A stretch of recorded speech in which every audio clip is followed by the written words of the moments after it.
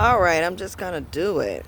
You know, when you have to vlog and make videos, it's so easy to come up with excuses of why you're not doing it. And as soon as you turn the camera on, you start picking yourself apart and figuring out what's right and what's not right. And today I bring you greetings. I think this is Memorial Day weekend or Labor. Yeah, Labor is is September. So this is Memorial Day weekend. It's the Sunday before.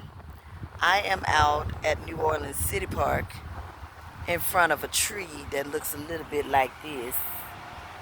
I can barely see what I'm filming.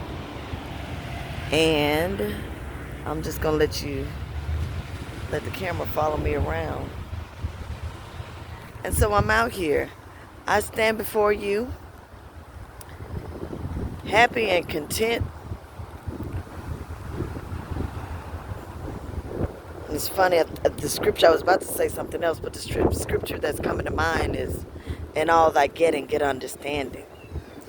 And I'll probably cry during this because I cry a lot and I've been through enough. I was reminded this morning of when I was in a minister's meeting way back in the day in Detroit under the living legend, Bishop Marvin L. Winans. At the time he was pastor. Marvin L. Winans. We were having I think we would have meetings once a month, the ministers' meeting. And he was teaching, and he was using an example talking about, different ministers have different ministries. Everybody wouldn't be exactly like him. They wouldn't teach it like him. They wouldn't tell it like him, and that we would one day eventually split off, have our own churches. And surprisingly, he called me out as an example, and he told me to come stand up there. I forgot who else was up there, but I was one of the people that he was using as an example of the different churches. And at the time, I was wearing a big old afro. Everybody else had the perms and the weaves and stuff. I had a big old afro. They used to go around, and it was fat in the front. Marky D, shout out to Marky D. Marky D was my barber. I used to pay $30 to get my hair cut. It was a sharp, big old afro. And it was a brownish red, the color of my hair. And he had me to stand up, and whatever he was saying in his message, I just remember him coming and stand behind me and holding my arm up and wiggling my arm like this, saying that the people at my church would be, and I'm paraphrasing, like, the free-spirited people, the people that do things a little bit different, the people that the other people may be looking at saying, quote unquote, that ain't right, that ain't how we do it. And it came to me this morning as I left out of the place where I've been sleeping for the last 30 months, the shelter of all places. New Orleans Low Barrier Shelter is the nickname of it. About 400 people up in there. Heavy drug sales. Heavy. And I never thought God has a way to put you somewhere that you never thought you would be in order for you to feel and to experience what you call yourself wanting to do ministry in. What I've learned in life at this point, ministry is not necessarily the story behind the teachings and the doctrine of the King James Bible. Ministry is a service to people. There are all types of people out here on this earth. And if we narrow it down to just America, we are Americans with all different types of ethnic backgrounds. We all got all kind of stuff in our blood. And in 2024, going on 2025 at this point, we have people who aren't just black and white. They have multiple races, and they can't just check off black and white on an application. And so life has changed, people have changed, things have changed, and therefore ministry has changed. Some people are gay, some people are born with, what would they call it? Like hermaphrodites, actually. Most people are born with same gender attraction. But we've been swallowed up long enough to realize that that's there. Selah. I'm just going to let it sit there for a minute, be quiet. Because you heard me when I said the first time. I don't have to repeat myself. I'm just saying it. Some of us knew we were swallowed up before we was found out that we were swallowed up. And we're not talking about one great person who is still great. I don't care how they were swallowed. It's a whole bunch of swallowing going on. They're not the only one that's been swallowed. Now, they didn't show up to the funeral of some of the others that got swallowed and got caught swallowing. But they were swallowed too. So at this point, our lives, ministry is not King James Bible. I'm going to let that sit there and be quiet for a minute. Oh yeah, I'm coming in. So going back to my hand being raised and waved. Yes, I operate in an anointing. And now I can say it for sure. Because I walked my first person through a detox the other night. Since I've been in the shelter, I'm the quote-unquote apothecary. Some people call it healer. Some people might even call it witch. Some people may call it energy worker, light worker. But I got everything from pieces of raw ginger for you to suck and put under your tongue that will eliminate food poisoning and sickness and queasiness and coughing. I have literally been taking care of people's children, grown children, in the shelter around to the low barrier in New Orleans. And at this point, I don't even care what folk looking at, talking, and saying. I used to care. I used to care until folks got busted for being swallowed. I used to care. But I don't care no more, because in all my getting, I have got understanding of who I am, where I am, and how I am. You can't help people until you done been in and seen it for yourself. I used to hear people say my mama was on drugs. My daddy was on drugs. My sister on drugs. My brother on drugs. Now I know. I done lived at the shelter for a good solid 30 days. I know what that's like. I done set up in the psych wards with the people that would really have real diagnosis. Mine was because of homelessness, because of discrimination. I had 3 strokes. I was awarded disability. The people at the apartments where they should be charging disability price rent coming to the door looking at me, not even letting me in. That's New Orleans. And it landed me a spot in the back of a Uhaul. The Uhaul was because I thought I was moving. The not moving landed me into all of this other stuff. But it was here that I've seen what's really going on in the world. So yesterday, when the church folks showed up in their matching t-shirts with a nasty plate of food, a little bitty piece of chicken, 1 piece, a piece of pound cake, and I can talk because I cook, and I cook very well. Those of you who know me know. Y'all done bought pound cake from me. It wouldn't be nothing. I couldn't picture myself cutting a piece of cake from down to Walmart, putting it on a plate, to I'm giving it to the homeless. I couldn't have given a plate like that out. It was horrible. How do you mess up macaroni and cheese from out the box? I ain't even talking about the good box. It was nasty. They had some corn on the plate. It was nasty. And this ain't about being grateful.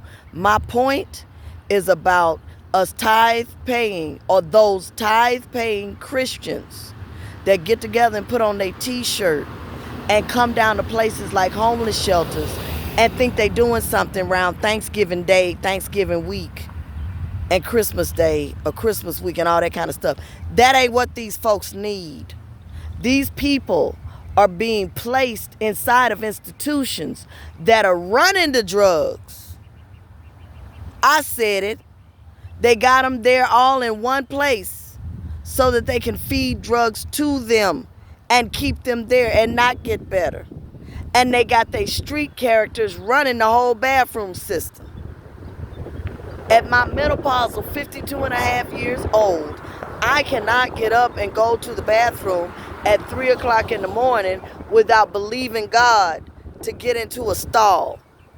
It's hard to even get into a stall, and these Negroes up in there standing around like they on a street corner, and security sitting here watching it. So you got security, you got the person that's behind the desk, the staff, everybody's involved in it. You got people living there that's selling the drugs and using the drugs. When I tell you people are out of their minds, and if I hadn't been there spending the night for 30 days or so, I wouldn't know. I would not know. I would not know. I would not know. Something has to be said. Now, I don't know in what form it will be handled, but it's definitely going to be a part of a scene, a script. We will be writing some of this. What I've seen is absolutely horrible. And I'm saying all of this to say, this is so much more than a free meal and a free turkey once a year. This is so much more. Then they had the nerve to pass out a tract that looked like a passport, saying passport to heaven. That's what they said. Passport to heaven. And I guess if I didn't receive the message that they had to give me from their matching t-shirt organization, then I would be spending my life in hell, especially if I had any kind of same gender attraction. It's time, church, that we stop and we reform what we've been believing in. A lot of these messages have come from people who we wouldn't normally listen to because they are not reputable people. They are not people of good report. So who are they to talk? They messy. Yeah, I said it. I said it and I'll say it again. I said it. I ain't got to call them names. Some of the people that's coming forward, everybody from the ones that's vlogging and reporting the news to the ones that may even have the churches that welcome in same gender loving individuals, but they also in the background doing some mess too. Everybody need to get it together. Everybody need to find their way to righteousness, self included. But I done been out here long enough and done dealt with enough to speak on it. And I feel strong enough because I done watched God work too many miracles. I sat with someone who is 60 years old. She looks a good 76. She's a petite white woman. She's lost so much weight, she only weighs about 100 pounds now. Pretty lady. You can tell in her day that hair was pretty and blonde, and she was a petite, cute little, probably 5 feet tall lady. Small. If you talk to her, fun. But she's had some stuff that goes on. She's been raped and abused out here living on the streets. And I only know the parts that she's bothered to tell me, honestly. But I do know that she's lived on the streets a lot. She came into the shelter from living on the street. She has a daughter that died. I think as a baby, the daughter died. And we've hit the anniversary of it somewhere around Mother's Day. So that was a big challenge for her. She also has a son that's in jail. She claims that she's in, I'm just going to do a little thing to give y'all a good little background. She claims that she's in the shelter because she spent all of her money on her son, trying to get him a lawyer to make sure that he stayed out of jail, and that's why she is where she is now. She claims that she lived in Slidell, which is where I once lived, in that area outside of Slidell, St. Tammany Parish, which is across the Pontchartrain Bridge. If you know the New Orleans area, it's like a metro New Orleans area. She got put out of the city. So whatever she did, she broke some rules and they don't want her there. And I'm sure it has something to do with drug use, which she's never openly admitted to me. But I've spent hours talking and fellowshipping with people and getting to know them. Fellowshipping is such a churchy term. But, just getting to know people and finding out who you're talking to. My goal is never to minister and get people to come join my church or my pastor's church or nothing like that. It's just to figure out why the powers that be, or God, the ancestors, why me and this person have crossed paths. Why have I been brought into this person's life and vice versa? Why have they been brought into mine? What message am I supposed to give? What am I supposed to affirm? What am I supposed to teach? What am I supposed to learn? That's what I believe life is about. And when it comes to religion altogether, I think we've gotten sidetracked with it and we've gotten brainwashed and what's that word Malcolm X used? Bamboozled. Or Denzel used in the movie Malcolm X. I believe we've been bamboozled by religion and we've lost the big picture. Right before I left Atlanta after I graduated from Georgia State. I went back in my 40s and finished my film degree. After 30 years, I finished and walked that stage. And somewhere around that time in 2018, I worked at the airport spa for a short amount of time, where they do quick little massages as a person is on their way to their flight. Express spa is what it's called. And lo and behold, I go to pick up my client who's getting ready to get a massage in one of the massage chairs in kind of like the nail area. And as I'm looking at the paper and calling her name, I looked down and I said, Rochelle Farrell. And I looked up at her and it was Rochelle Farrell, the the jazz legend, who people like Lettucey and Sunshine Avery, India Ari, all of those girls, all of those ladies look up to her for being a singing sensation, a jazz sensation. She wiggles her lips a lot like this when she sings. Come to find out, she was a Reiki master. At the time, I was a Reiki level 2. I wasn't a master yet.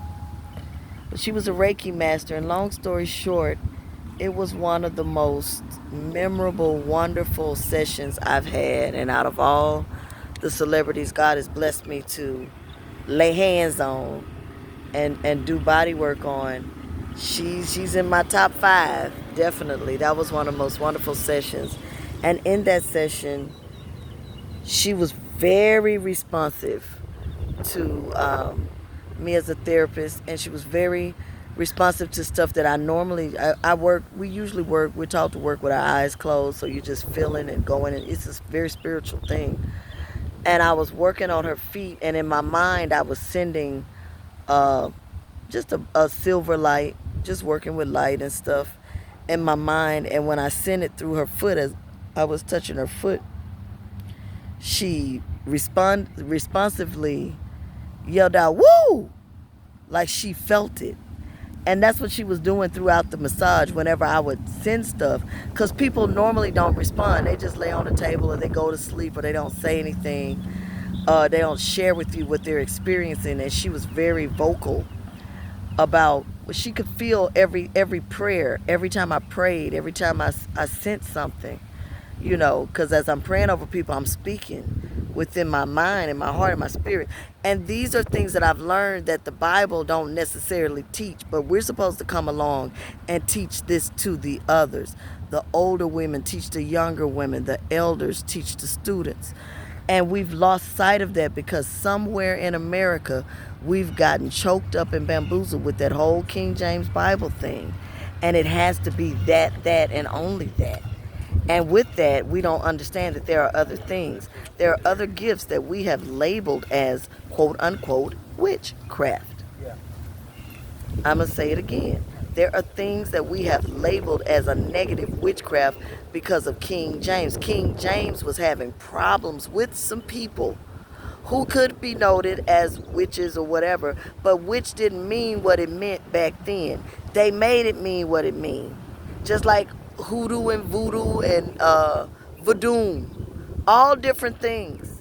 You have to study your religions. You have to study Judaism and Buddhism and learn what all of that stuff means. being educated helps. If you have an unadulterated connection with God and what's good, and you know that it is, then you don't have to be afraid to read up or research or listen to anything that's out there. But we've been taught from a bamboozled mindset of whatever it is, don't look at it, don't listen to it. Don't, if it ain't in the Bible, don't listen to it. If it ain't this, don't do it. And if it's somebody dead, don't do it.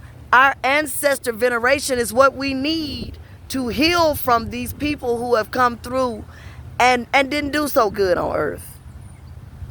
These mothers, fathers, aunts, and uncles. Some of them are still healing through us. I can't explain it all because I don't know it all. You learn it as you go. Line upon line, precept upon precept. Here a little, there a little. Don't nobody know. Don't nobody know it all. Know what you know and go with that for the time being until you figure out something different. Period. Y'all trust anything they put out. They tell you come take the COVID shot. You run, take that. Instead of looking up what you need in your system. Instead of understanding how your intestines work. Getting with somebody like, I'm going to call him Dr. Yahriel. But he's a healing technician. He's opened up his own business in St. Louis where you can come and you can travel. And you can find a cure for this stage 3 cancer that y'all sitting up crying about and running to the altar, laying all on the floor, hollering and screaming and scared. Instead of figuring out what it is you sniffing and putting in your body and smelling and eating that's assisting these cancers to develop. A lot of even the lettuce and fruit that we eating ain't what it is. You have to learn your own way. Figure it out. But it ain't rocket science. And at some point you got to own the fact that what we've been taught is not the be all the end all. That's why we got the gospel singers running around here. They sing the house down and they look a mess and they swallowed up too. Just hadn't been caught.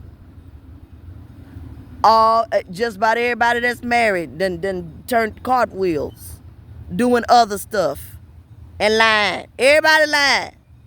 And the woman I was sitting with the other night, it started off with when I got back with all of the medicine. I had my cough syrup and all of my stuff that I bought for everybody.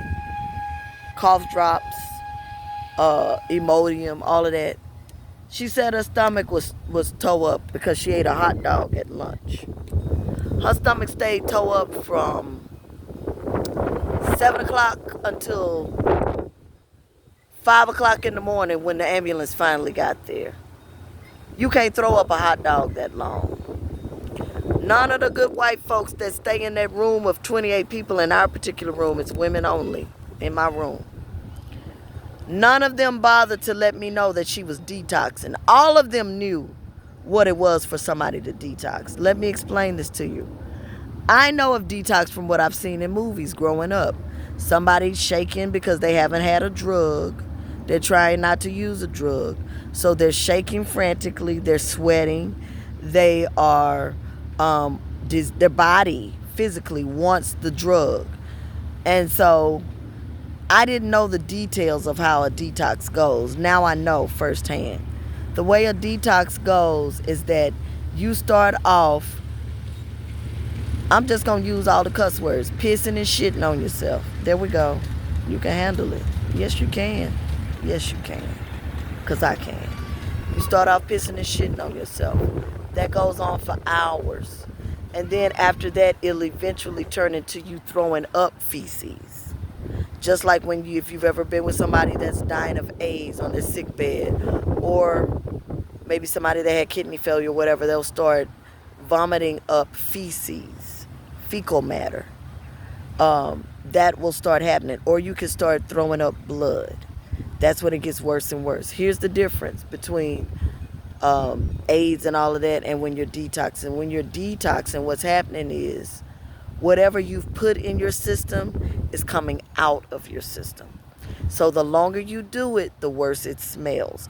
It goes from smelling like a regular bowel movement, like anybody that's ever helped anybody that got sick. It goes from poop to smelling like, please give me a mask. Somebody help me. I can't breathe. Now, what happened in this situation with me, it started off with me giving her some Robitussin because I've been helping her and a couple of others to get over some chest cold, sickness and stuff. And I gave her a piece of ginger when she said it was her stomach. Then I look up and I notice she's on her knees in her bed. Her bed is right next to mine. I sit up top, she's down bottom, but next to me. Then she was on her knees over there trying to clean herself because she could not stop. The feces was coming out of her butt and she was peeing and pooping on herself and she couldn't stop it, so she's just wrapped up in a sheet.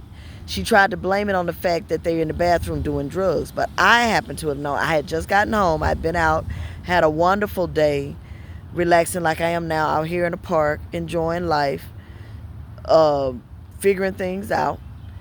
And I had just gone to the bathroom. The bathroom was clean. The drug dealers weren't in there. There were several stalls open. I hadn't even seen her get up to try and go to the bathroom. Long story short, I went into mommy mode, as I do, because I walk in the office of a mother, which is what I shared earlier if you took my Facebook page for Mother's Day. This was the first year I officially celebrated myself as a mother, because that's what I've been doing since I've been in this shelter. It's not about me. It's not about the embarrassment of what the cultish people would say that I've gone to church with about tithe paying and all that kind of old foolishness and cultishness. It's not that. It's God allowing you to live life and get down to the bottom of the grit of the finding out what people are going through. I was so ashamed of the Christians.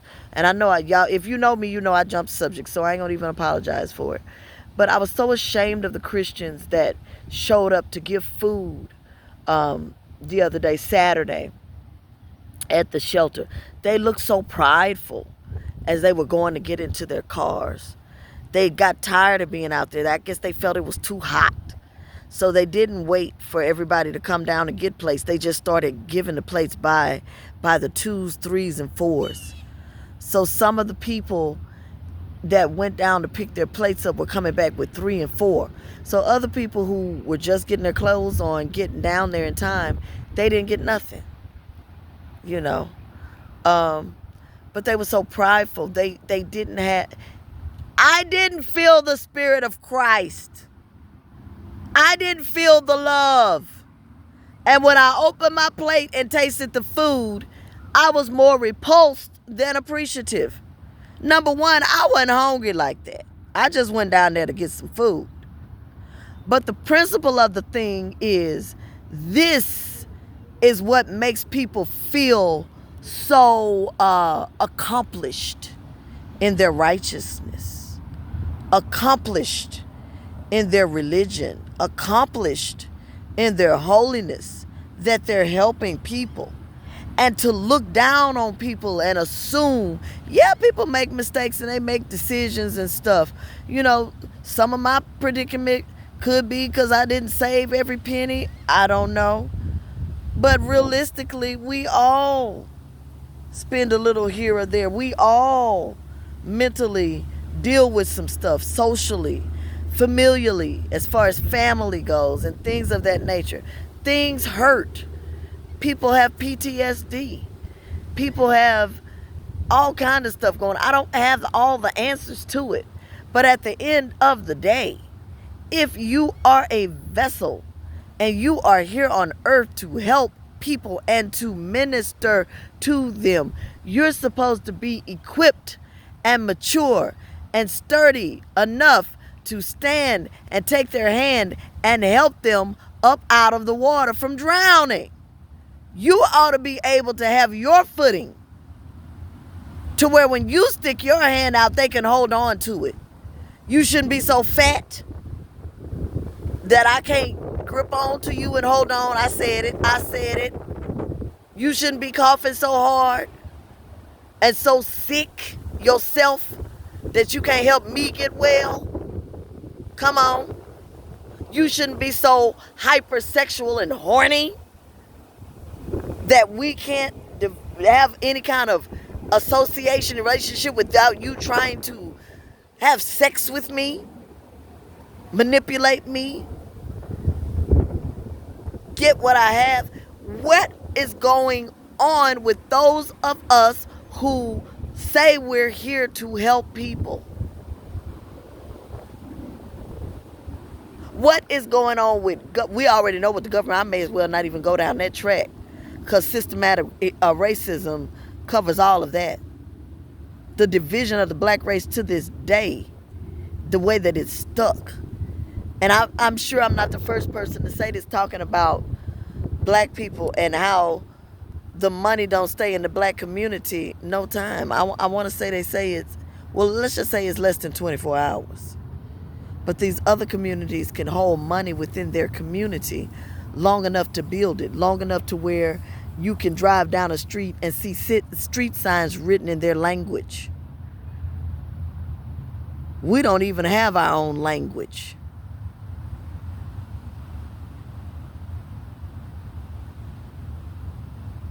From pig Latin to Geechee to just plain old black slang. What do we have that's ours? We have to get back to where we're connecting with the ancestors. Since I've been in the home, I've been training other people, male and female, how to connect in with spirit,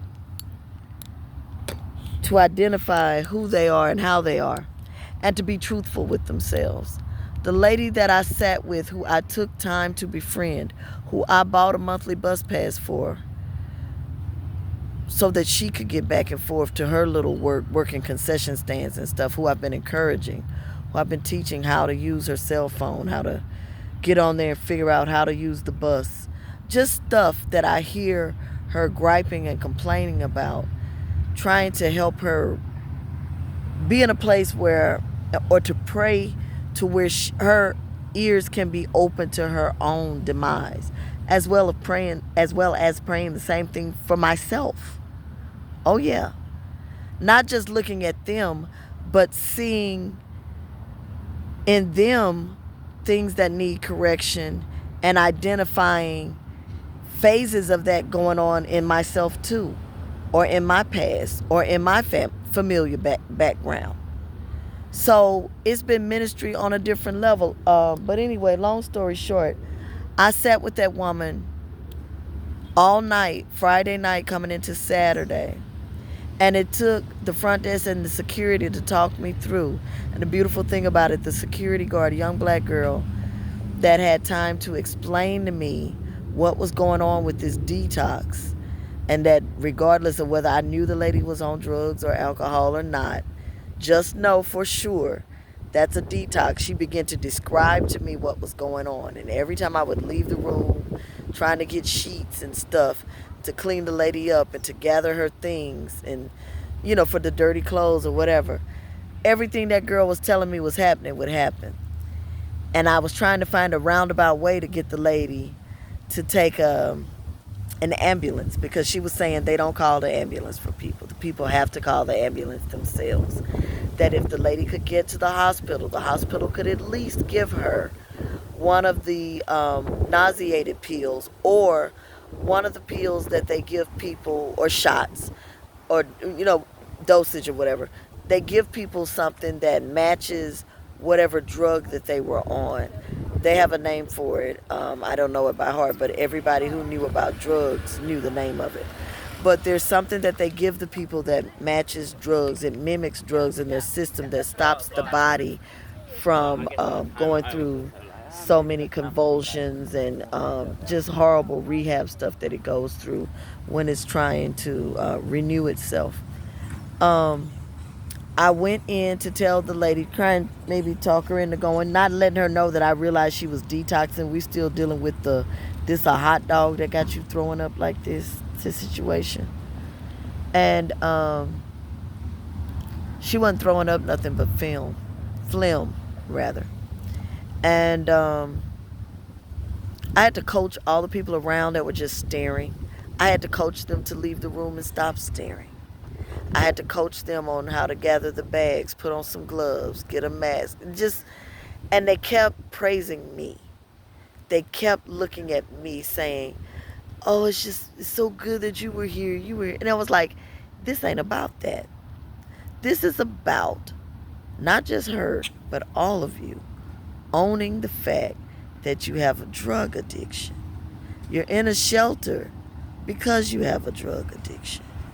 You've made choices in life because of the drug addiction that have landed you a choice spot in New Orleans Top Shelter. Ain't nobody in here concerned about you. These folks sitting up at the front desk, they know, and I see now I'm looking at the front desk and security understanding why. Because after I got through tarrying with that lady all night, wiping her behind, she came back in there the next day. She said that was the worst hospital she ever went to, and that she ain't had nothing but food poisoning. And blah, blah, blah. I said, you know what? I don't want to hear it. Because 30 days is long enough. I was in the group home before I did the shelter. Before I did the shelter, I was in the psych ward. And I only went to the psych ward because I didn't have nowhere to go. So I couldn't stop crying. And I felt the spirit saying, go somewhere and lay down. And the woman told me that they're not going to keep you if you ain't crazy. So me and my far-fetched sense of humor thought it not robbery to pretend to be real crazy so it could be caught on camera if you go back and look at it. And that ended up landing me, oh, that is such a cute little Dalmatian puppy. It's Dalmatian, right? Yeah. Cute. But that landed me a spot in there for 10 whole whopping days as a threat to yourself and others. But the beautiful thing about it was a wonderful, clean place to stay. The food was good. Met people, did some of the same stuff I'm doing now.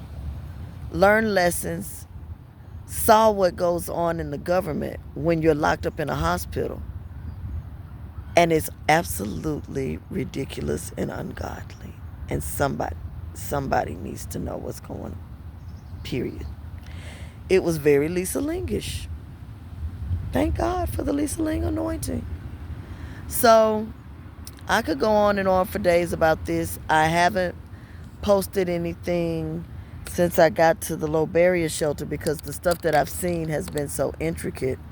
I'm waiting to get my housing placement, and I don't want to mess any of that up because there's even more to the story concerning the people that are supposed to be placing me in housing. But I just want to be careful because you never know who's connected to who. And so it's best not to put any of these videos out. But I couldn't help but come and talk because the situation I went through with the lady in detox, she's in such denial with herself about herself. And I've said this, and I've been saying it for a long time, one of the worst people you could ever lie to is yourself. One of the worst people in the whole entire world that you can ever be dishonest with and not truthful and not self-examine is yourself. Pay attention to what different people from different walks of life or different points in your life are saying to you. If you're constantly getting the message that you're selfish, that you're rude, that you're offensive, that you're hurting people's feelings, then you might want to look at yourself. This old lady now, she's only 60. She looks late 70s, early 80s. It's from the cigarette smoke, it's from the drug use, but you can still look at her and see she's beautiful. This person has lied to herself, and she's lying to me. Instead of saying, I took something or I haven't had anything in a while, she's trying to live up to whoever her perception of whoever Taronda Renee Jenkins Harrison is. That has nothing to do with the price of anything. I'm not perfect. I'm nobody. Yes, I started preaching when I was 12. Women preachers weren't even welcome in the church the religion I was a part of, the Baptist religion. You know, I've been a part of the church world I've worked in the church. It's only second nature for me to jump in and wipe somebody's butt in the mouth if they're throwing up or if they're vomiting. It's only second nature for me to jump in and pray for folk and encourage folk and to be the big sister, to be the auntie, to be the mama. It's a part of my family. I come from a cooking family. I come from a loving family. I come from a giving family. I come from a sharing family. I'm Leotha's grandbaby. I've watched my grandmother give the shirt off her back to folk. It's only second nature for me to give and to cook and to do for people and to share. I'm living amongst people who don't know that. So in their mindset, they're ready to try to get over on you. They're thinking all kinds of stuff. Bless their hearts. But it's been interesting to watch, and it's been interesting to watch government-funded and private-funded spaces. And it's been interesting to go to these different places where if you're on Social Security or if you are eligible for Section 8 and stuff like that, they can only charge you $700 rent in places where they would normally charge $13, $14, and $15, $2,000 rent. They got to bring yours down if you're on disability. I see that system. I see how it works. I have had some of the most foolish of foolish, because I'm the kind of person that when you meet me, you start talking to me and telling me your business. I have 20 years in massage therapy, 30 years in ministry and just dealing with people, and people just talk. I like good conversation. I'm like a taxi cab driver, your bartender. One of the guys that was in charge of one particular place that I went to is called Columbia Park. They spell their park P-A-R-C. It is a beautiful space. I've been looking at it since I first came to New Orleans, when I was driving and delivering groceries and delivering people on their Lyft rides. I always said, oh, I would love to live there. They look like brownstone places that you would see up in New York. And the people of New Orleans often call it the projects, because before Katrina, they were the projects. But they don't look anything like projects. But they are known to be places where you can get cheaper rent if you qualify by way of your income. Now, the way that I've experienced it since I had a stroke in 2021 and have needed assistance, the places that end in PARC are many. But when you get to them, they don't keep their leasing office open from 9 to 5 like a regular place would. When you get to the door, they don't open their office for you to come in and apply. They stop you at the door and they look you up and down, like they be looking at me like I'm somebody that just slept with their husband. That kind of black girl hostility. And lo and behold, I ran into a white leasing manager of a property like that at Blue Plate Lofts. When I was living in the group home, I went for a walk one day, just crying and talking to God about some other stuff. And showed up and saw this place I'd always driven by, always wouldn't mind looking in there, living there. I went and talked to the lady, and lo and behold, it was a place that charges low rent, down as low as $200 and $300. It was a white lady manager. Just so happened, I came in pouring my heart out, as I do, oversharing as I do. And she's beginning to tell me a story about her mother needing surgery. No, she needing surgery and her mother not having anybody to watch. The mother didn't have anybody to watch her while the daughter has surgery. And this is a daughter around my age group, in the 50s and up. And she just was sharing her heart and what she was burdened about. And she also began to agree with me that many of the apartment complexes that are set aside for low income is a system. And she, basically, she let me know it was off the record that she was saying this, and that I wasn't lying and I wasn't making it up and it wasn't a figment of my imagination, and that I just had to keep trying. But one thing the white manager did, out of all the black ones that I met, in between ending up being evicted and sleeping in the U-Haul and still, people have seen me in that U-Haul and would not rent an apartment to me. This is crazy. It's a series of unexpected events that went down. The lady said to me, I'm going to call several people that I know who also manage these apartment buildings. And she said to keep calling me, keep in touch with me, because if something comes up, I'll let you know. Just make sure you call ever so often and check and see if we have anything available, because we don't as of today. That's what I would expect somebody to tell me, to take my name or give me their name and number, to call back in 30 days or so, or 2 weeks or so. But she confirmed that it is going on in New Orleans. So when you get a city like this, people are working together, and you never know who you're dealing with. And it's funny because I remember when I was delivering groceries before I had the stroke and lost my car. So you lose your car, you lose your ability to do mobile massage and to do all of that. And long story short, and see, my mind started going to what critical people would be saying when I say you lose the ability to do mobile massage, all the comebacks of, well, you can take an Uber over there. It's hard to take an Uber when your bank account is overdraft, but I'm going to let that go. But I forgot what I was saying. Yeah, you never know who's connected with who and who knows who. So I'm learning to shut my mouth, keep this vlog and stuff on the low until I'm out of here. But this is only a portion of the story. There's so much more to it. But those of you who know a word of prayer, don't just pray my strength. Pray for the world. Pray for America. I'm going to deal with America right now. Pray for the homeless and the indigent people of America.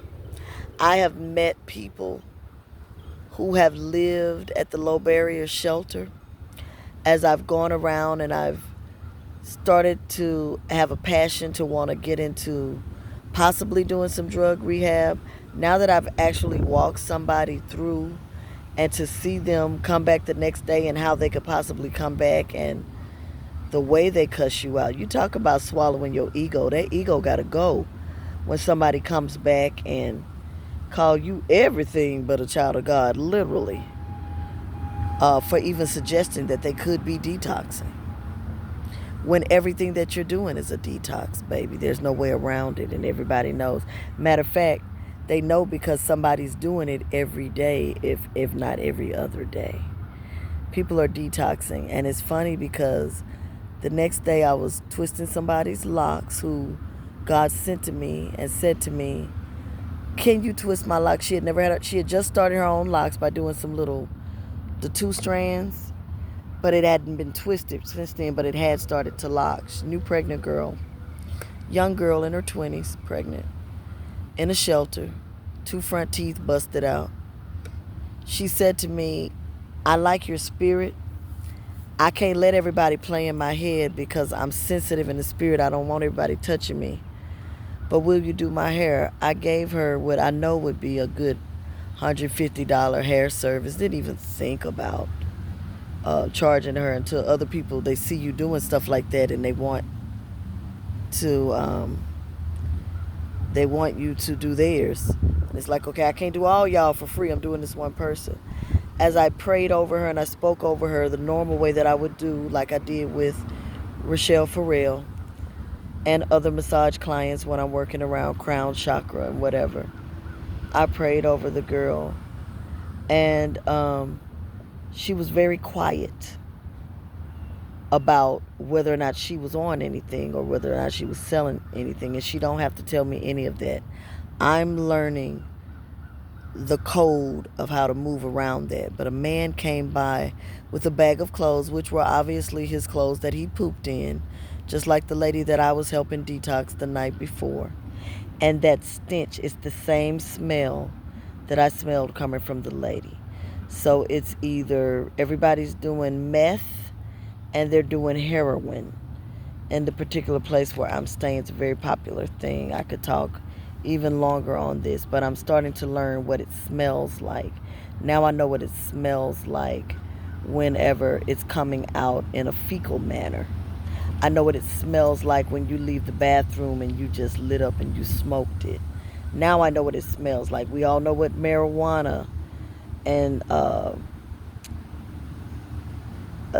forgot the name. Mugwort. Mugwort is a herb that smells pungent, a lot like marijuana, kind of in that pungent skunk family of scents.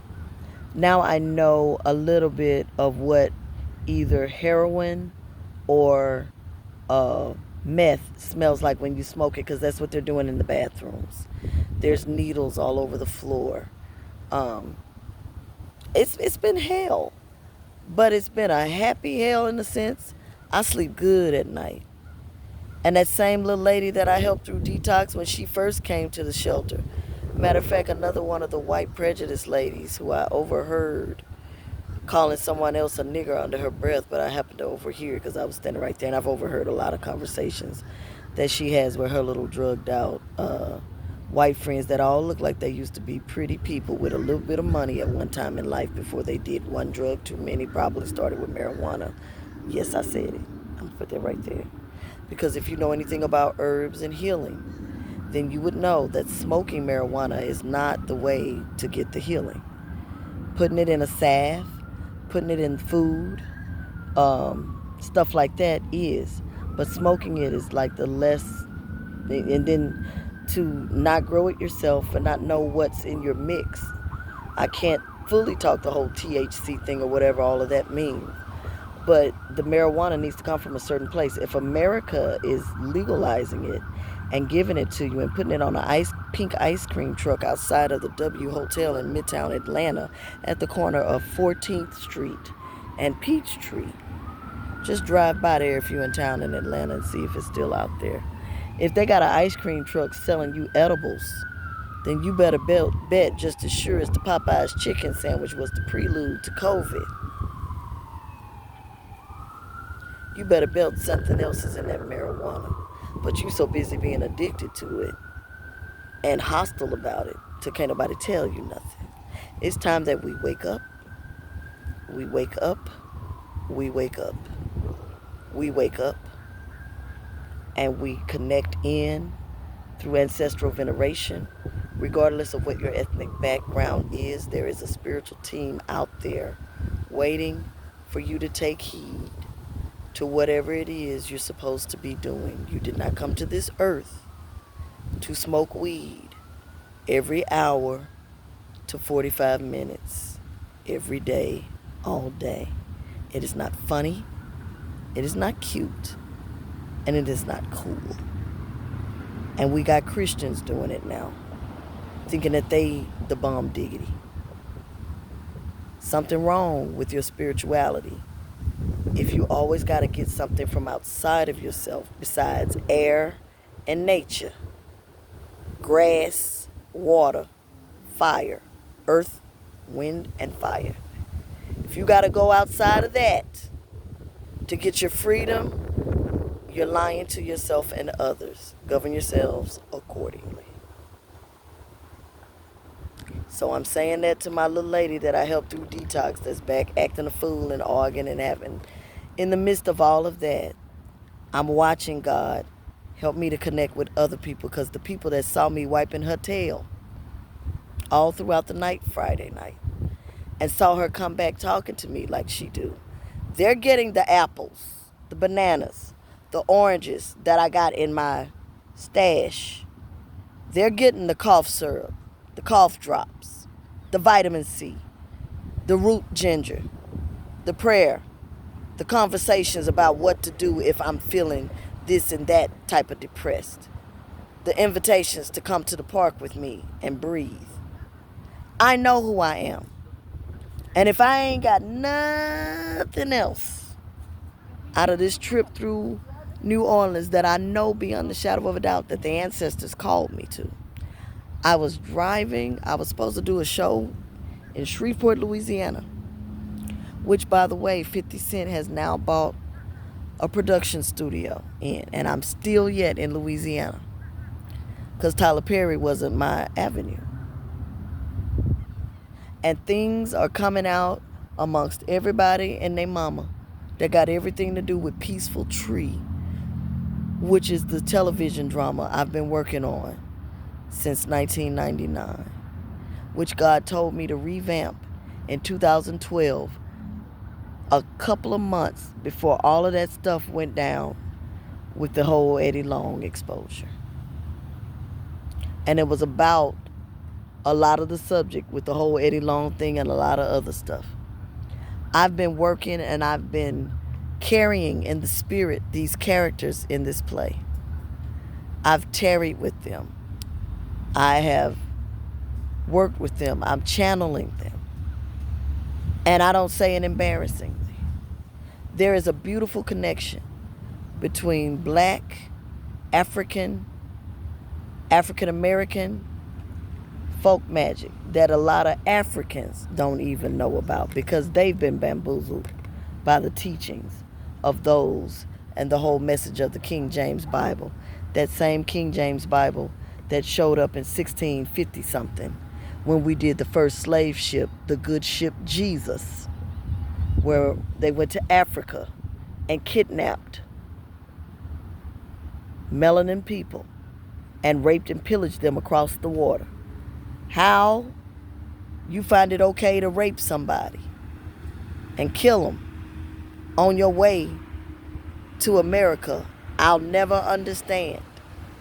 And why you think it's okay and your way is the way above all ways, I'll never understand, but I don't need to understand it. Because what I will say to you as of today, and we'll talk from a prophetic's point of view, there is a mixture of spiritual practices that make up the wholeness of one individual, whoever the individual is, whosoever the individual might be. We are all here because we chose to come here. We chose these bloodlines that we came through. And I'm going to pause right there. Regardless of what has hurt, regardless of who we've lost, regardless of who was killed, regardless of who cheated, whatever has happened, we chose these lives and we came here to learn lessons. We came here to heal generations. And there are many roads that lead to it. From the clapping of our hands, to the singing, to the dancing, to the walking in meditation, to the walking in a circle, to gathering hands and being in a circle. We were doing all of that in the bush arbor. We were practicing these practices to ancestral veneration when the white people would not allow the black people to come to the doctor and be seen. The ancestors were speaking through the ones who could see, the ones whose third eye and crown chakras were open. On the slave yard, or just in life, at their houses, just in the community. When your third eye was open, people came from around to be healed, to get answers, to get help. Over in Haiti, was it 1867? 37? I forget the year, 1814, whatever it was. But they were the first ones to revolt and to fight against slavery. It started there. And it started with a spell. And I don't have to repeat myself. You heard me the first time. Stop turning your nose up to what you think witchcraft is. It ain't getting nobody and turning their baby that they had by your ex-husband into a snake. That ain't what witchcraft is. That's some old harsh, dark foolishness that people get into instead of building their character off of things that they go through. That is not what any of this is about. Having power, operating in power, and folk magic is not about you getting what you want in a selfish way, in a vindictive way, in a hateful way. You're supposed to get in the spirit with everything in life. And you're supposed to do things decently and in order. Everything that you do, everything you put your hands to should be for a greater good. Should not be for no foolishness. Just because you saw me and you was attracted to me, now you want to put something on me to make me like you. That is not what any of this is about. This is not about me telling you whether or not somebody going to be your husband.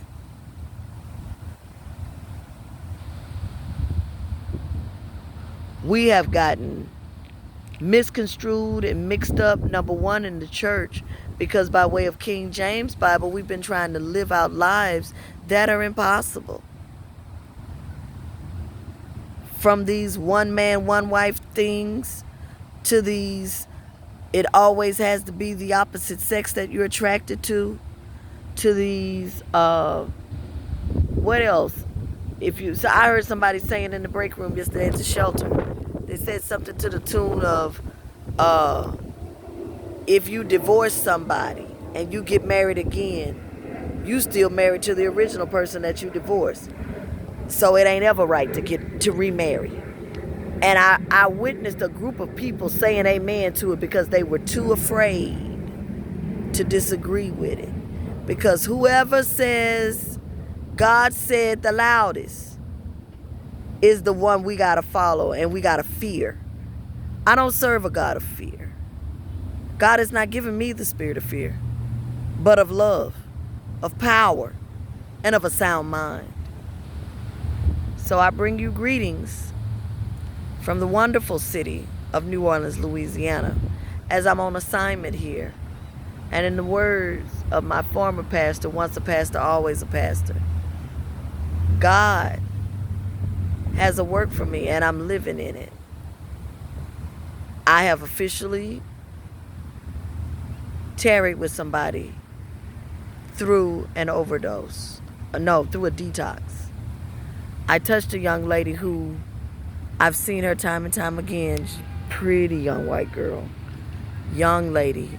I know she ain't over 30. She's in her 20s. Got a tattoo on her face, on her cheek.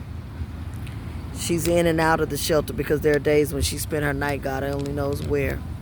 But when she comes in, some of them old grungy, drug-selling black men that I wouldn't even fool with out on the street. They folk my mama taught me not to speak to. They used to be at my great-grandmother's hotel at Sprague Street in Shreveport. If you know anything about Sprague Street in Shreveport, you know that's the bottom of the bottoms in Shreveport, Louisiana. My great-grandmother, my grandmother's mother, used to run Sprague Street Hotel. Nancy Ellaby, I speak your name. Hallelujah. Just had to throw that out there. I speak your name. We used to call her Tear because her eyes were teary. And Tia used to run the hotel, and when we'd leave church, we'd stop and get some donuts and stop by the hotel. And every wino in the hotel would come and find their way to Tia's office because they wanted to sit in there and see her pretty granddaughters. And I learned how to be snooty from my village, my mama and them, my Aunt Boo and my Aunt Joyce and them, my Aunt Nancy and Aunt Boo Baby. And my grandmother, we would be in there filling up Tia's little leasing office place, coming to visit with our church clothes on. And here come the winos. I'll never forget the one that sat up and peed on the sofa. He was there before we got there. He sat in there and he peed on the sofa, and she got up and beat him out of her house with a broom. I think his name was Melvin. But anyway, I'll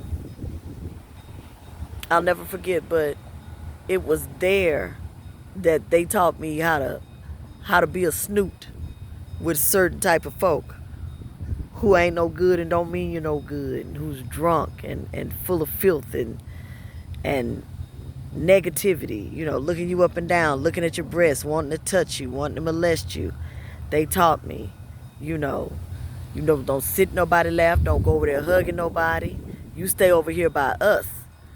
And to this day, I stand before you, 52 going on 53. I still have a little tinge of, ugh, that's one of them folks when I see them. But this pretty young white girl comes in, and that nasty old black man will be standing there next to her in the mirror. and she'll be in the bathroom mirror, and she'll be standing up, falling asleep, because he just gave her a hit of drugs, probably meth, and she'll just be standing there like this, standing up asleep. I watched that baby this morning. When I got up this morning, she was on the floor in between the two bunk beds. They have one on the bottom, one on the top, in between, and then another one on the bottom, one on the top. She's sitting down on the floor in between the bunk bed that she sleeps in. Sleeping, sitting up, not laying down. If she's digging in a bag for clothes, she'll fall asleep like that. And what I've learned since I've been in the shelter through another young man that I started mentoring, calling my nephew, he's on meth. Beautiful singer. He's on meth, and he looks like a baby Dennis Rodman. He looks like he could be Dennis Rodman's child, grandchild, probably at this point. That young man can't bend his fingers. His hands are like this. So if he wanted to climb up a ladder to get to a top bunk, he can't grip like this. And now it's making me think that maybe that baby can't climb into her bed. So on my way out of the shelter this morning, she had found her way outside, and she was standing over one of the brick walls just sleeping. And I saw her, and I learned her name this morning. Her name is Nina. So those of you who know a word of prayer, pray for white Nina down to the low barrier shelter, because we're going to believe God for that baby's deliverance. I got to say, I got to let you see my eyes. It hurts my heart. But if I wasn't in there in that shelter, I wouldn't know about little Nina and what's going on in her life. The baby probably comes from a good family. Probably got loved ones somewhere praying for her, crying over her, missing her, wondering where she is. And she's somewhere standing up sleeping. Saints, I know it's Sunday, and wherever you go today, whatever form of worship, whatever it is you do, make sure you're not standing up sleeping. Make sure you're not quoting word that's will put you to sleep. God said, I come to give you life, and that more abundantly. We should, when we step in a room, glory to God, there should be an abundance that comes with my very presence.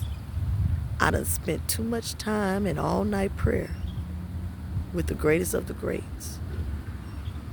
From Paul Reed to Bobby Henderson to Carlton Pearson.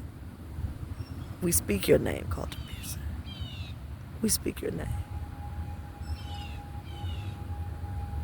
I have been laid on by some of the greats, laid hands on by some of the greats, and imparted to people who sat under Mother Boyd and Mother Stacks. And I remember in particular one time Ron Winans in particular laid hands on me. It was after a workshop we did for songwriters and people interested in the industry back in a convocation. And I was a minister at the time, so I worked the altar as they were praying for everybody. It's a class that Donnie McClurkin taught it, Ron taught it, AG, and I forget who else was in there teaching that class. But it was just about the music industry and writing music and, you know, all of that. The business behind the music industry. And they prayed for everybody on the last day of class. And after Ron got through praying for everybody, I lined up for him to pray for me because I had taken a class. And he came and he stood by me. And he put his arm around my waist. Like, you know, you just stand next to somebody, you put your arm around their waist. But as his arm swang around to my waist, I felt a mighty rushing wind, like nothing I've ever felt before. Now, keeping in mind, I come from under the aforementioned. Paul Reed is enough. I don't even need to name nobody else after Paul Reed. So I'd experienced, it take a lot to knock me out. But coming from up under Paul Reed, who Brian Carnes, I've heard him refer to Paul Reed a lot as somebody he looked up to in the spirit with the gifts. When Ron put his arm around my waist, it felt like a blowing wind. And we both buckled over at the same time, hollering. Like, ah! And we both were like just bent over like this with his arm around me, and I had my arms up, and we just hollered. And I said to myself, this is the mother boy. And I knew something was happening in the spirit. And it wasn't just no run whiners. This was something else. At that point, I didn't know nothing about ancestral veneration. To be honest with you, I had been taught in new members class at that particular church not to even acknowledge no spirit or nobody out of spirit. But the Spirit of God is a spirit. The Spirit of Christ, that's a spirit. But child, when that came through, I said I never met Mother Boyd. I went to her funeral. I sat there for I know that funeral was at least 4 hours long. I sat there through that whole 4-hour funeral, if not 5. And I listened to person after person. Matter of fact, I want to say it was 3 days. I know I think we had like a memorial service one night, and then a musical another night, and then the actual funeral, which was every bit of 4 hours too. But I heard person after person get up and speak of Mother Boyd and speak so highly of her. And the main thing I kept hearing everybody say was that Mother Boyd was the kind of person that she forgave you. It could be somebody and you could know beyond the shadow of doubt it was somebody that had been talking to her, dogging her out or whatever. And Mother Boyd didn't care. She didn't want to hear it. She didn't want to hear the information. All she wanted to do was pray for the person and forgive them and release it. That was my takeaway from her funeral. And my takeaway from her life, or one of my takeaways, was that time at convocation, Holy Convocation that we had in Detroit before Bishop Marvin Winans was Pastor Winans. Before he was Bishop Winans, when he was Pastor Winans. Took a class with the late great Ron Winans, I Speak Your Name. And he put his arm around me, and we both buckled over because that press of that wind was it was woof. I'm talking spiritual stuff. I know that was a Mother Boyd anointing that came across. I've seen people come across my table who were scheduled to have back surgery. They don't need it no more. I wasn't doing massage when that happened.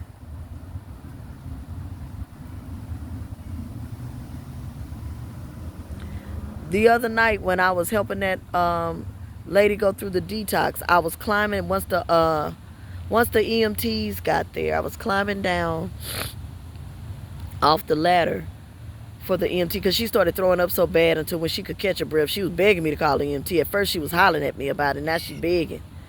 I called the EMTs. It took them 3 hours to get there. 3. New Orleans. And here it's because they're used to seeing people detox so much. And usually when they come for people, they don't want to get in the ambulance. So that's a whole nother story. But I fell. And when I fell, it knocked a mattress off of the bed beneath me. I fell straight into a position where there were bars there. My left leg fell into one bar. My right leg fell into another bar. I didn't hit either one of those iron bars to hurt, to injure, or bruise myself or nothing. It was just like I sat down in a cushioned chair. Falling from the top, which is a good 6 feet up, I fell from up there down to a sitting position, which should have really hurt my lower back. Like when you fall onto that cossack bone as hard as I fell. I'm not 250 no more, but even at 170, it should have hurt. It felt like I fell down into a pillow. And I'm telling you this because it was a miracle. And miracles are so surreal. Because you be sitting, wait, did that just happen? I sat down. And it didn't hurt. And everybody was upset because they saw the mattress fall off the bed beneath me. Are you okay? Are you okay? I said, I'm fine. I'm not even hurt. And they were able to, help me get up on my feet. And I went on and did what I was doing. There's another girl, trans girl, born a male, living her life as a female, was in my room. She was a part of that drug team in some kind of way. I don't know what happened. She never admitted any of that to me. But while I was there, She's also somebody else I was mentoring about spiritual things. I had pictures, several pictures of my mother in the little picture frames that I've kept on my altar for some years now. A picture of my mother back, I think it may have even been before she had me, in a cute little miniskirt somewhere in D.C. around Howard University. She was with her cousin David Crowder, Patsy Ruth Jenkins, I speak your names. David Crowder Sr., I speak your name. Cute picture of my mom with her afro. The girl looked at the picture. All of a sudden, I felt, and this was the first time this had ever happened to me, which is why I'm saying you got to find your own way and learn your own way in spirituality. I'm clean into doing ancestral veneration right now. I totally understand what that is. I had about 2 or 3 pictures of my mother. I felt in my spirit that one of those pictures needed to go with this young lady. She called herself Angel. Her name was Angel. I said, Angel, Mama wants to go with you. She said, I'm so glad you told me because I've been praying for that. I felt like I wanted her to come with me, blah, blah, blah, blah. I don't know what was being experienced between Angel and my mama from the other side, but what I did say to Angel is, be careful that you don't fall into a place of psychosis with this. There's a thin line between being delusional and being spiritual. So pay attention to when it sounds like you might be making stuff up. Because like my mama didn't tell you to take a bottle of syrup and drink it. So now you're talking some delusional stuff. Give me my mama's picture back from off your little altar that you're trying to have. Because that actually did happen. But anyway, long story short, one of the top drug dealers, lesbian girl named Bubba, that wears wife beaters. Bubba came after Angel. They got into it out there in the hall, which is something that happens pretty much hour on the hour. Happens like clockwork, like an alarm clock. You hear somebody yelling and screaming and arguing and fighting. So the second thing that people need, definitely New Orleans, they need to learn some communication skills. People need to learn how to handle themselves in times of despair, in times of disappointment, in times of anger, in times of mood swings. We gotta know how to express ourselves without all of this hollering and screaming and fussing and cussing and fighting. So I heard them fighting in the hall. Angel takes off and she's talking trash. She goes and climbs onto her top bunk, which is across the room from me. Next thing I know, here come Bubba. Bubba took one of the ladders, the iron ladder. These are black, I guess it would be cast iron, I don't know, but they're black iron bunk beds. She took one and she was swinging at Angel with that. I sat at my top bed looking over at them, a row down, and I watched her throw lick after lick from that. And the point of this story is Patsy Ruth Jenkins, December 7th, 1947 to September 26, 2013, was in a picture frame inside of Angel's locker with a crystal and a cute little Lion King teddy bear by it. Mama always loved her little stuffed animals. So for her to even know to put a stuffed animal like that by my mother's picture in veneration tells you right there she must have contacted her. I'm going to put it to you this way. Angel walked out of that situation without a scratch. No lick, no weapon formed against her prospered. I feel the Holy Ghost. She swung at that girl. That girl was sitting near the end of the bed. There's no reason why that swinging ladder from Angry Bubba should not have hit that girl somewhere. On an arm, on a leg, or something. She's sitting on top of the bed, Indian style.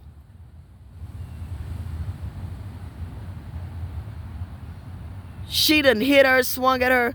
She could not hit that girl. The child was put out of the shelter within 24 hours. I stood there and I watched security. A 300-pound man, because I used to be 250. I know size when I see it. He stood there. Not once did he reach to stop Bubba from swinging at that young lady. Not once did he try and step in the middle of that to stop it. Not once did he do anything even remotely security guardish. Nothing. Which lets me know that everybody's working together. So somewhere in that, Angel done did something that done pissed off the drug dealers.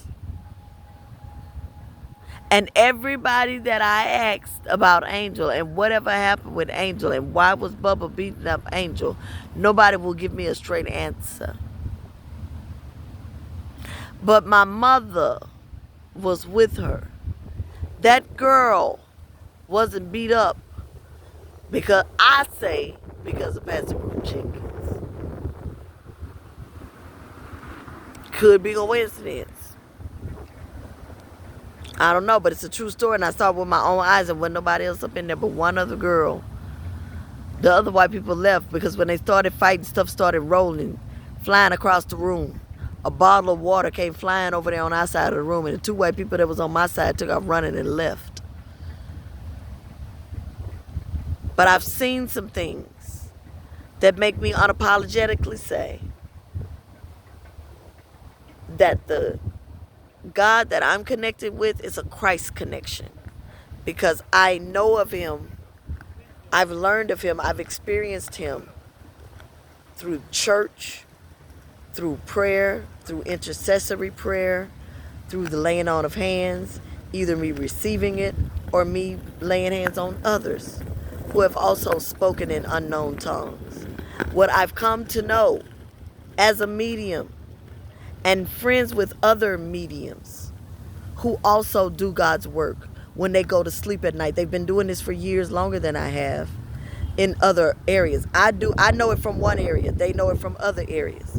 But they know what it is to go in the spirit and war at night, to war over regions, to deal with plagues, to deal with stuff, these wars.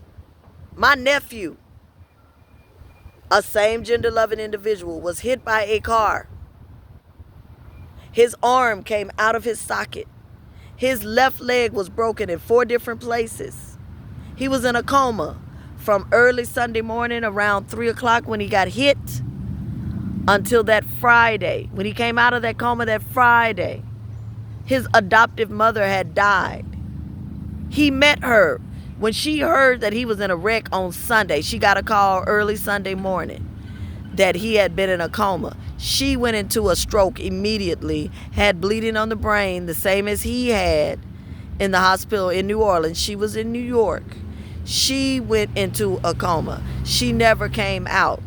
I'm just now hearing his full story. This was in 2022, around this time, June of 2022. I'm just now hearing his story, April of 2024, that he did see her on the other side. He talked with her. He was told he had to come back. He didn't want to come back. He was given instruction. So there's so much more to this than what the King James Bible could ever teach us, because it's continuously growing and changing and evolving. There is a spirit world.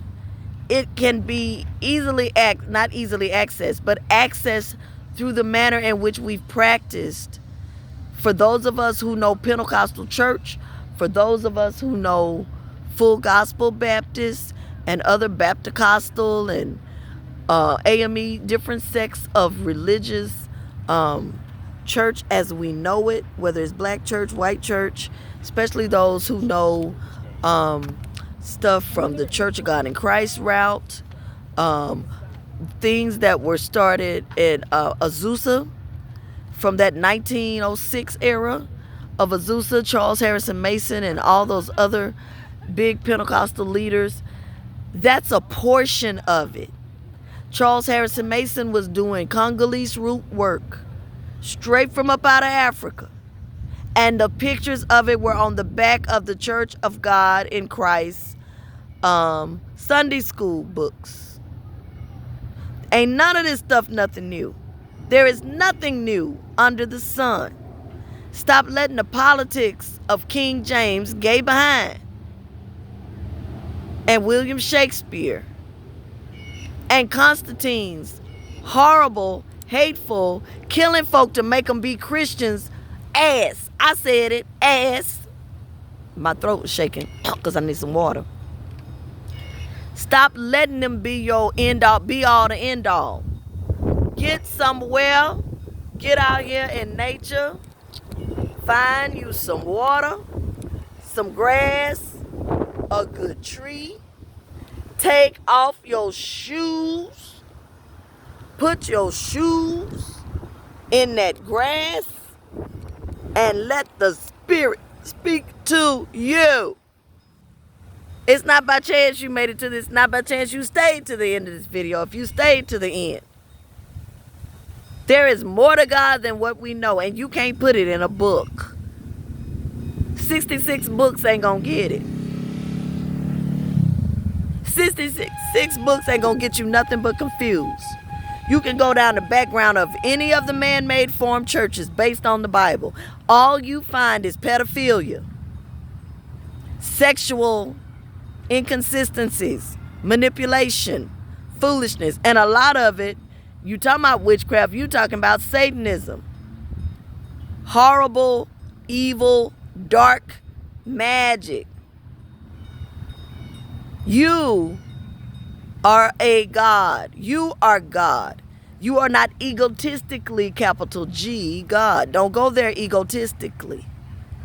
But you are a God that has the power in your tongue to pronounce, denounce, and announce.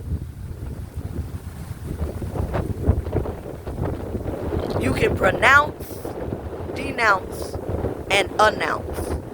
I'm finding myself now more coming to these Reverend Ike videos. I can't speak for everything Reverend Ike ever done. But the statements that are coming up and some of the teaching, some of the bare minimum or minimal teaching that I'm hearing him say falls in line with where I am right now in spirit. In this walk that I have with God as of May 2024. Believing in yourself. Speaking for yourself. That little lady can sit there and detox. She can be as mad as she want to. That I called her detox a detox. And she trying to call it food poison.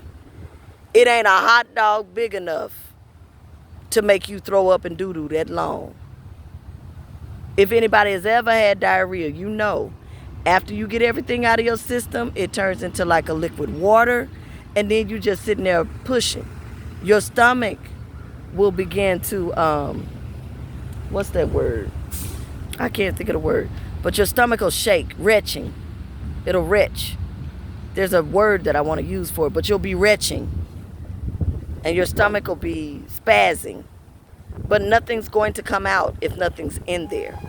But when you're doing a drug detox from a chemical that had no business in your body, that chemical has formed all kind of masses. Maybe even masses, but what I was using was a shortage of words besides masses. But the chemical has gotten with whatever else is going on in your body and your bloodstream. And it's wreaking havoc in your body. And it's going to come out in the form of phlegm and a continual drip that you will assume is fecal matter, but it's really the detox of the drugs in your system. And when all else is gone, blood starts to come up. People, be mindful of what you're putting into your body. Be mindful of what you put into your mind, into your ears. I listen to gospel music. Certain ones I'm not going to listen to. Certain stuff I'm not going to listen to. I just turn it off because I don't agree with the message anymore. And some of them are my favorite songs. But I believe that there is a bridge and there's a connecting that we can do with everything that I've learned in the Christian church and everything that I've learned now from the occult side of the world, as they call it. I hate that word. I hate that term. I hate the term witch, you know. But whatever. I know who I am. I know the people I've laid hands. I know the people who have come across my table for a massage. And it's been like we at the altar in an all-night prayer. I know what I do. So you can call it whatever you want to. When you living at the low barrier shelter, this is about as low as it can get, I guess. It don't matter. Nothing matters. It don't matter. And I'm going to close this with what the Honorable Rochelle Farrell said to me when she came and received some body work from me at the hotel, at the Express Spa in the Atlanta Hartsfield Airport where I was working. I was at a point in the massage where I was explaining to her that I play, and I stopped playing because I played piano for my high school graduation, played piano all throughout high school, and marched in the band, just very musically inclined. Been writing music since I was as far back as I can remember. Been writing stories and short stories and being published since elementary school, back when Shreveport had, I think it may have been all over Louisiana, a book called The Seedlings. You could submit your work in whatever grade from K through 12, and they would publish your poems and your short stories. So I've been writing all of my life. And officially, I could say I started writing freshman year at Morris Brown with a song called Make Me Holy. And actually put the chords and everything together with it. And somewhere in that, I literally stopped playing because of a block that I had from being abused by my mother. Whenever I would play, she would actually throw shoes at me and come and force me to get off the piano and cuss me out. And just, I'll be doing my doctorate on undiagnosed mental illness, my mother and my father. And it wasn't the kind of mental illness where you walking down the street looking crazy. And a lot of you watching this video right now are or know somebody or make excuses for somebody by saying that's just how he is or how she is. They have undiagnosed mental illness. A lot of our ethnic behavior in the black community is undiagnosed mental illness. The fact that you would sit up and pretend that you throwing up off of a hot dog for over 5 hours, that's sick. Instead of saying, I have a problem, I need help. You're going to leave the hospital in less than 24 hours talking about that's the worst hospital you ever been to because you ain't on no drugs. When they took your blood and they got you there, they done told you that you want drugs. Since you don't want to be clean, they probably refused your service. And now you come back cussing me out talking about I ain't no kind of preacher. This ain't about being a preacher. I'm a minister. No, I'm not a preacher. I'm a vessel.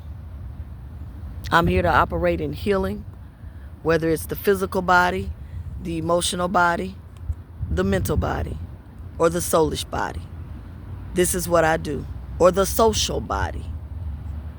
So I'm in a shelter to learn what is needed for a social community that I've been talking about for the longest. God gives you the desires of your heart. It's been a desire in my heart for, I know, over a decade now. And those of you who know me, I've been talking about it, about having my own community center. At this point, I officially understand. I understand what the community center needs to have. From children, from the foster parenting that I've done, I know what it is to have the children on psychotropic meds in my home. I know what it is. I know what they need if they've been abused. I've had all that kind of stuff in my home. I know now, I see what it means if you say you were abused by your father sexually. It didn't happen to me, but I've had babies in my home who've done sickening things like start masturbating while I'm reading a bedtime story, and you ain't benign. You masturbating with a teddy bear because you know I'm getting ready to turn you in and relocate to another state. So you trying to up the ante and do whatever it is you need to do to let me stay in your home, because all you know is being abused since you were a 4-year-old. And if you want the whole of that story, you got to go back and I think it's on like one of my first or second videos that I have where I tell the story of when I was foster parenting. But it took all of that to understand what babies need when they don't have the proper mothers and fathers. What people need when they're on drugs. What people need when they've been on drugs since and they're still on drugs in their 70s and their 60s. I have sat in that shelter in the last 30 days. And being the social butterfly that I am, as much as I try to hide, I still end up sitting around laughing and talking and getting to know people. And when people see you talking to somebody else, they find a chance to get along with you and talk to you. Like the saying goes, when a student is ready, the teacher will appear. I found myself sitting in one-on-one sessions with people discussing their lives, the part that they choose to tell me, the truthful part. One guy in particular, I know he's one of the drug sellers in the bathroom. I don't know why he decided he wanted to lie to me. But I guess they be done lied so until it becomes their truth. His daughter, who was one of those young people that went to school early and became a doctor early, she graduated early, just an exceptional child. She married a doctor. He's saying his daughter don't want nothing to do with him. They sitting in Texas with their big house. And he could have a place to stay, and he got stage 4 cancer. And I'm this, and I don't know this and that and that. And I sat there and I watched him, and I thought to myself, we're not going to have too many of these conversations. Because you're going to tell the truth about your addiction. Let's just start right there. Okay, it's hot out here. I'm not going to start back talking, but those of you who know where word of prayer, pray my strength. Rochelle Farrell laid hands on me. She held her hands above her head. She was laying like this, and I put my palm in her palm like this. She began to speak in tongues, a tongue that doesn't sound like any tongue I've heard. It sounded like ancient African speak. She was even making the clicking noises and all of that. And she started talking when I mentioned that I stopped playing and that I wanted to teach myself to play piano again. She held her hands up and she began to speak into me. And spoke a lot in tongues, a little bit in English. And the parts in English that I remember her using the scenario of that we, as a race, as the black people, have to recognize that our season for the church has passed. And I'm going to speak it forth. This is coming from the Rochelle Farrell that I really haven't seen in public since I worked on her. And this was towards the end of 2018. I'm going to say the fall of 2018 when she said this to me. She was coming through Atlanta, and I don't know where she was headed to, but she told me she would contact me, and I never ever heard from her again. But she said that we should have left the church, the black race, a long time ago. That the church was our training wheels for spirituality. We should have ridden the bicycle of life like a tricycle. And by now, we should be able to ride one of them big old tall unicycles that they, would ride in the circus. We should have that level of skill on us. But instead, we've gotten into the cycle of going around and around and around and around in a circle. She, and I'm talking about Rochelle Farrell, the great jazz singer, spoke to me, and she's not on any of the social medias, but I'm sure if you run into her, if you ask her, did Yahriel, I go by Yahriel, did Yahriel work on you at the airport in Atlanta? I'm sure she will attest to it. She said she performed, I believe it was Bernie Mac's funeral. I think it was Bernie Mac's funeral. They had her to sing. And she said something to the tune of, she had to get up there and she shook herself to not feel judged and ashamed by any of them, but to stand strong in the Reiki work that she does. And she spoke of how the singers like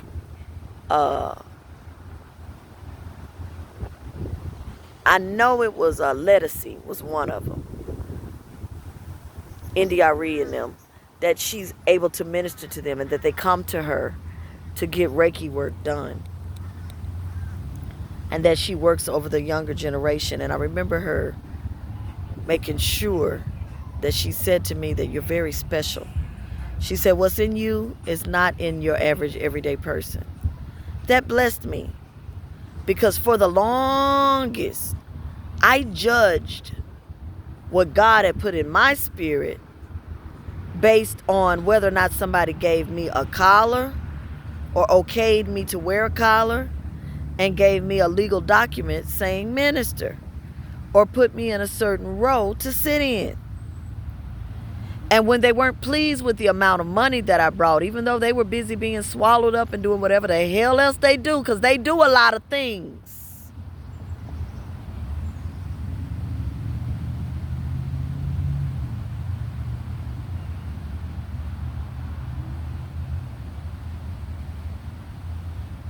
Whatever they were doing, I have carried it in fear and condemnation when I was going through just things in life that God was choosing to allow to occur, or Spirit was trying to teach me to build my character, to change my mindset, to break me out of the hypnosis of religion, the hypnosis of the GODSpell.